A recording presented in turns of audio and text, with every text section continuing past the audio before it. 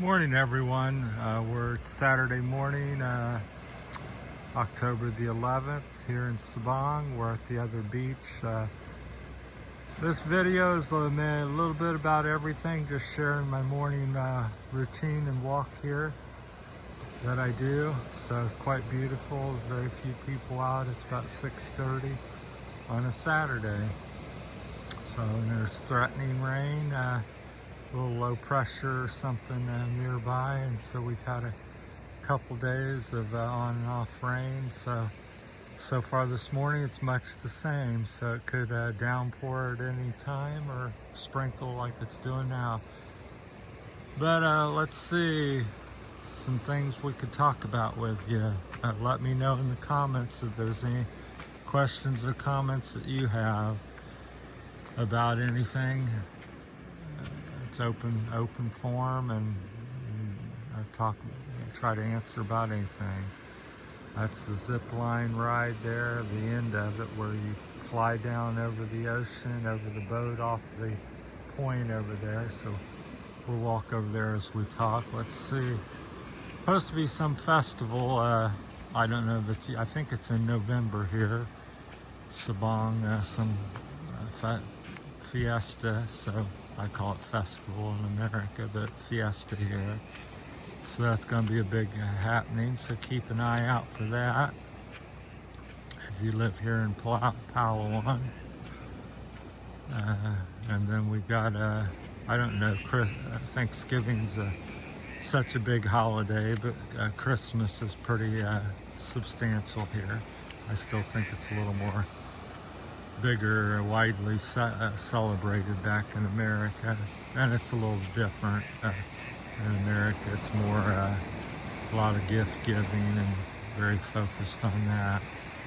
So Christmas tree, and of course you get the cold weather in most states in America, and then a little bit of snow maybe, and hopefully for people. But here we got the instead of snow, we got the white sand. So it's pretty low tide this morning, so this can possibly, believe it or not, all be covered in water at high tide. Depends on what high tide it is, because I didn't realize here there was so many different tide events, so it changes week to week on when it is high and low, and month to month it changes on height as well. So I've seen this under a meter and a half of water, and it looks like part of the ocean. And other low tide events, it's like this. It's like a beautiful white sandy beach. So we'll walk you over to the zip line platform here.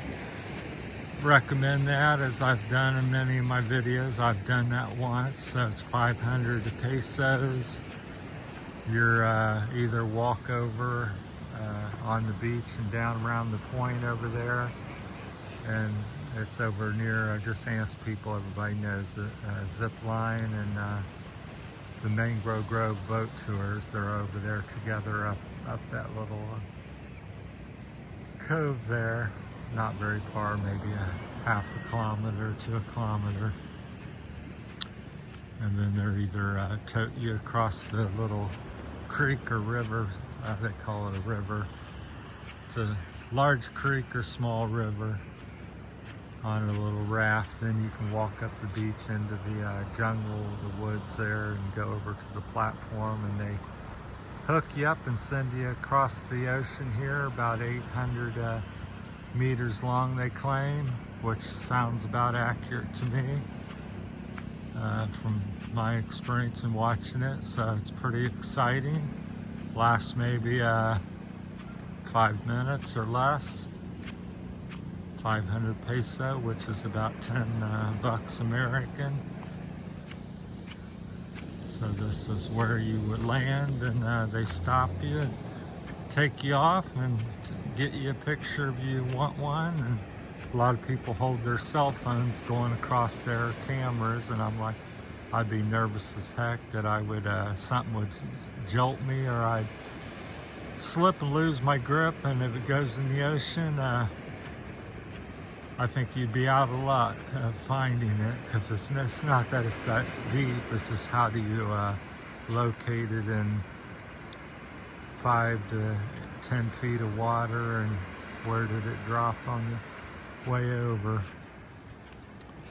But this is the little viewing platform. Check on the days it's open, because if it's rough surf, high tide, or not high tide, but rough surf, red flag warnings, it's usually closed.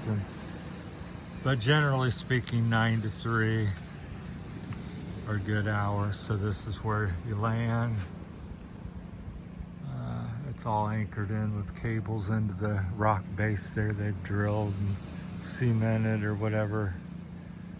Numerous cables, looks like a dozen cables. We got some steel poles here, or maybe they're wood. Yeah, I can't tell. They look like they're painted steel, but probably maybe wood. Most of it's wood looking. It's got the traditional coconut thatch roof. I think that's what it's made of. Then they throw these blocks, these are wooden blocks, they slide out on the line, and depending on how fast they think you're coming into the platform, I've seen them slide 5 or 6 blocks out there to stop people, because each pulley system's a little different. Now me and Michelle, when we rode it, we got stopped. We stopped out over the ocean about 300 or 400 feet. And then, of course, it's not unusual. They came out and on the line here, one of the workers come out and pulled each of us back. So you can kind of follow it up through there. I'll zoom in. So nobody here right now, but there it is. That's the platform. You can kind of see the cable, follow it all the way back to here. So that's a very great shot, interesting. So you can see, starts off, I would say, maybe a couple 100 feet high over there on the platform, over the trees and rocks and cliffs there, then quickly go to the ocean. First quarter is the most exciting, the rest is just okay. Slows down quite a bit, but it's definitely worth the 500 peso. I don't know how many times you'd want to do it, but I think once or twice a year is plenty for me. It's not quite that thrilling, and 500 peso is about a day's wage for most people here or more. So on that end of it, for local Filipinos, it's expensive.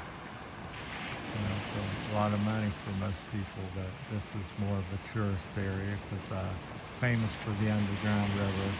Get back out of here so you can see better which the underground river is. I think the cove over there next to the larger mountain, just on the end there. I think it cuts back in there, so that's what it's famous for. It's supposed to be like the seventh natural wonder or something of the world, or something like that. Somebody come up with. So Sabong's most famous for the underground river, which is supposed to be the longest underground river in the world. So I have not done that tour yet. I think it's around 2,500 to 4,000 peso per person, depending on what you get. So there's people out on the beach this morning there walking. You kind of see them over there just under the rut. So yeah, I usually don't come up here trying to be respectful of stuff. So there's a picture of a young lady that's landed coming into the platform. So I think it'd be nice to have a bunch of guest picture up there. It'd be enjoyable for people to look at things, but that's an example there. So get you a picture of that, and you can take that home and have a little memento of your trip and stay here in Sabong and of your activity. Very nice. So you'd be harnessed up and safe, and helmet and a couple pulleys and double safety hooks and all that.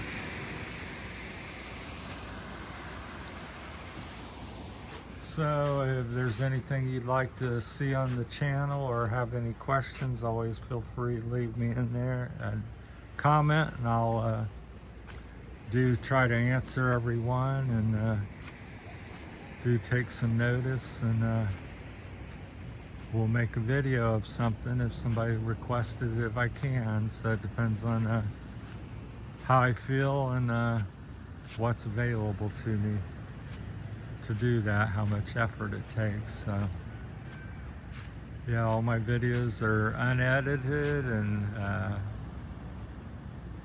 pretty straightforward. I don't do a lot of too many tricks. I do try to put a good thumbnail, and sometimes I'll change the title a little bit, but by and large, and compared to most channels, it's very straightforward and old school. So if you like that type of stuff, you'll enjoy my channel. Very raw, nothing, I've not edited anything. Like I said, at most I just try to keep it real and old school.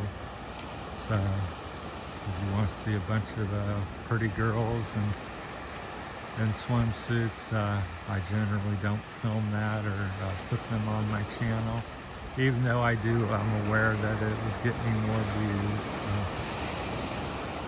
I just try to, one happens to walk in front of me at the moment, I'd sure be in the video. But other than that, I always tease Michelle, she needs to get a swimsuit and we get more views, which would be true. Yeah, it's kind of a little shallow, like you could walk across here now. So definitely coming out because of the rain. With the impending rain, I don't think I'll cross it. Looks like it's about its lowest I've seen in a couple months. Maybe 15 inches deep, I would be a guesstimate here. Quite swift though, coming out of there. I think that's due to the rain we've had. Up there it's rockier and more a little deeper, so I prefer to from the rocks down this way so I don't trip over a rock while I'm out there. But it's got a family or some kids out there playing, which is good to see. A little fishing boat there anchored offshore. A lot of them sail up and down, and there's like a little cove up here in the river, and they get out of the weather and out of the ocean and come up and down. They usually use poles because they don't want to damage their prop. And they're come up and down the river each day. So I think there's 2 or 3 tourist boats up there and just some of the local fishing boats. So yeah, it's been an interesting journey here here in the Philippines, and every day is an adventure. You never know what you're going to see. And I was talking to somebody or seen it online that one of the most dangerous things, more than accidents on motorcycles and cars, is getting hit in the head and killed or injured by a coconut. So I thought that was an interesting little side note. And I have thought about that because they're about as big as your head, and I think they will, weigh 10, 15 pounds or something. So if it's falling from 40, 50 feet high, definitely have an impact on you. I always wonder, because each morning you come up here this evening or something, and there'd be a dozen coconuts which had fell. Of course, the coconut palm, I call it palm leaves or whatever, the big branches fall down as well. So that wouldn't be pleasant, but slightly better than a bowling ball hitting you in the head. But it was interesting that more people have been injured or killed than in the and motorcycle accidents in the Philippines by coconuts. Who knew? So that's my time. I just thought I'd squeeze out another video because it's so beautiful and quiet here on a Saturday morning. Sun's out here, and over here it looks like I don't know which way the clouds are coming. It's been coming out from this way, but over there it has a rainy look to it. So gonna stay close to home. All right, that's my time. Thanks for watching. Stay tuned for many, many more. Let me know if what you're enjoying mostly, or anything new you think you'd like to see, and I'll try to accommodate that. My immediate plans is I'm wanting to highlight the store owners and the people of the locally, and maybe do like a little money giveaway, slight, some small cash giveaway to promote the channel and promote the stores and help people a little bit. I'm not currently monetized or anything, but I thought that'd be a fun thing to try and promote the channel, and give back to the community here and try that. So I handed out about 50 Terry's Philippine Journey flyers, so I'm going to, that was my plan with that, is to, that cost me 750 pesos, so about 20 bucks. So I said, if you have that in your store and I stop by and there's, I see that hanging somewhere promoting my channel, I said, I'm gonna check with different people working there or stop at your store, and if they subscribers, give them a small cash giveaway. So right now, which would probably be about 50 to 100 peso, because it's coming out of my pocket. So I'm just trying to get the channel going. Someday I'd be quite happy and pleased to hand somebody 10,000 or 100,000 pesos if my channel would ever get big enough to do something like that. So yeah, it's sharing with the community and giving back. So I'm a big proponent of that. It's not all going in my pocket. If I start to do something here, it's to share with others and thank them as well for their support, and because I didn't get here, not here alone. So thanks for watching, everybody. Take care on this beautiful Saturday morning.